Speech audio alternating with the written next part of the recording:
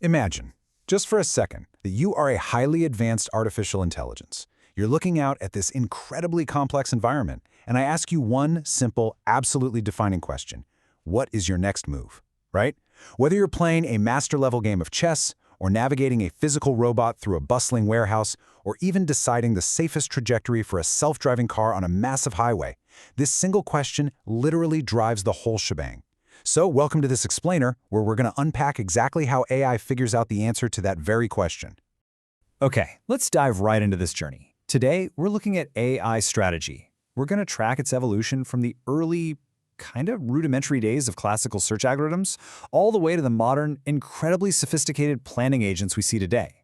You'll see how AI transformed from just, blindly crunching numbers to genuinely anticipating the future. So here is our roadmap for this explainer. First, we'll break down games versus AI planning. Second, we'll look at the classical search era. Third, we're introducing the adversary. Fourth, we hit the modern reinforcement era. And finally, number 5, we'll look ahead at the future of AI planning. Let's get going. All right, Section 1, Games versus AI Planning. We really need to define this core split.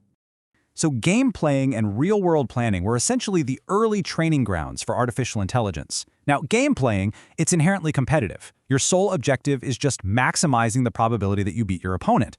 Planning, on the flip side, is way broader and honestly often a lot more cooperative. It's goal-oriented. You're dealing with all this environmental uncertainty, like maybe a door is locked or a route is suddenly blocked, and you have to constantly adapt to achieve a very specific goal. Now, you might be wondering, why did researchers focus so heavily on games in those early days? Well, classic benchmark environments. We're talking chess, checkers, Go, Connect 4, poker, even real-time strategy games. They were the perfect testbeds. And why? Because they aren't just about simple, immediate calculations. They require foresight. They demand that the AI actually stops and asks, okay, what happens if I make this move? How's my opponent going to react? What's my long-term strategy here? Figuring out how to solve these structured, closed-loop games, that was absolutely crucial.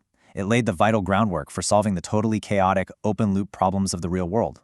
Moving on to Section 2, the classical search era. Let's talk search algorithms. Back in the day, early AI basically tried to solve problems through pure brute force and some clever organizing. Imagine an AI looking at a giant maze. Breadth first search, it explores every single possibility, level by level. It'll definitely find the shortest path, for sure. But man, it takes massive amounts of memory. Then you have depth first, which dives all the way down one single path until it hits a dead end, and then backtracks. Great for low memory, but it might completely miss the optimal route. Then things got smarter. Uniform cost and best first started bringing in some actual intelligence, prioritizing paths based on action costs or these educated guesses we call heuristics. But listen, the true heavyweight champion of this classical era, that was A search. This was literally a massive breakthrough in computer science. Instead of just blindly exploring, A search does something super clever. It combines two things: the actual cost of the path that's taken so far, plus an educated estimate of the remaining cost to the goal. It's like finding the perfect balance between optimality, meaning finding the absolute best route, and incredible efficiency, a real game changer. And the really brilliant thing here is that this isn't just ancient history. A search is literally everywhere today. It powers robot navigation in those giant Amazon warehouses. It drives video game characters. They don't get stuck walking into walls. We've all seen that.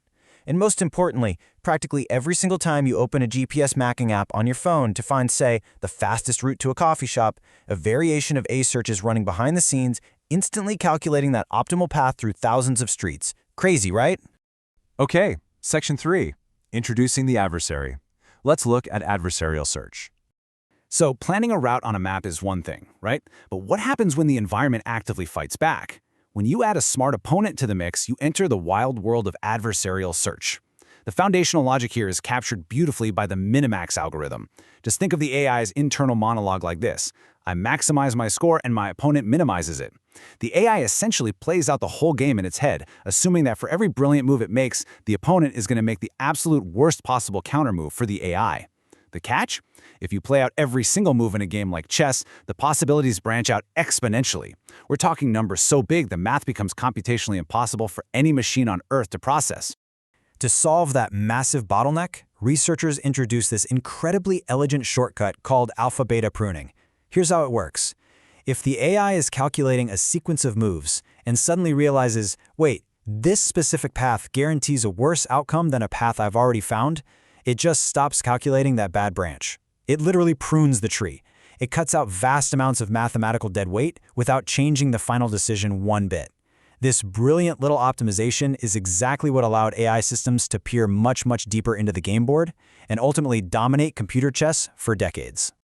All right, Section 4, the modern reinforcement era. This is all about learning through play. So a major leap forward came with something called Monte Carlo tree search, or MCTS for short. Instead of trying to calculate every single possibility, MCTS smartly samples the future. Let's just walk through the 4 stages real quick. Step 1, selection. The AI looks at its current options and picks the most promising one based on its past experience. 2, expansion. It considers a brand new, unexplored move.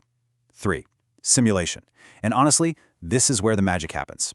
It rapidly simulates thousands of random or guided games from that new position all the way to the very end. Finally, 4, backpropagation.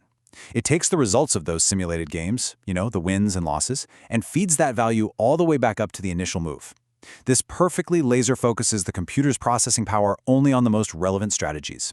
And fun fact, this exact framework is what finally allowed AI to master the ancient, mind-bogglingly complex game of Go.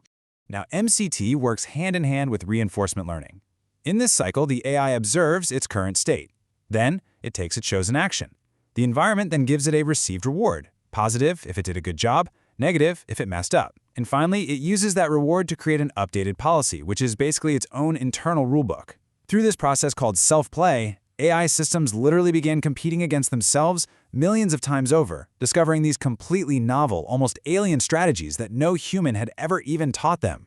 And you guys, this represents a profound, absolute shift in the paradigm of computer science. We totally moved away from explicitly programming an AI, writing code that says, if this happens, then do that, to actual learned behavior. Now, we simply set the rules of the universe, give it a reward signal, and allow the AI to interact, fail, adapt, and eventually completely master its environment. Which brings us to Section 5, the future of AI planning. Enter large language models. Today, the spotlight is entirely on large language models, the tech behind systems like ChatGPT that we all use. But here's the thing. Language alone isn't quite enough to solve really complex problems. They need to actually plan. Researchers are tackling this puzzle in 2 distinct ways right now. First, there's external planning. This is where the language model kind of acts as the intuition, guiding a rigorous mathematical algorithm, like that Monte Carlo tree search we just talked about, to explore the best options. Then you have internal planning. This is where the model itself is explicitly trained to generate structured, logical reasoning steps internally before it ever decides on its final action. And this convergence, it's giving rise to agentic AI planning, which is sometimes called neuro-symbolic planning. The absolutely crucial point here is that deep learning and pattern recognition just aren't enough on their own for complex, long-horizon tasks. An AI needs memory to recall past mistakes, right? It needs symbolic reasoning to actually understand logical constraints. So what we're doing is building these unified brains that seamlessly combine the fluid intuition of neural networks with the rigorous, structured search of classical algorithms.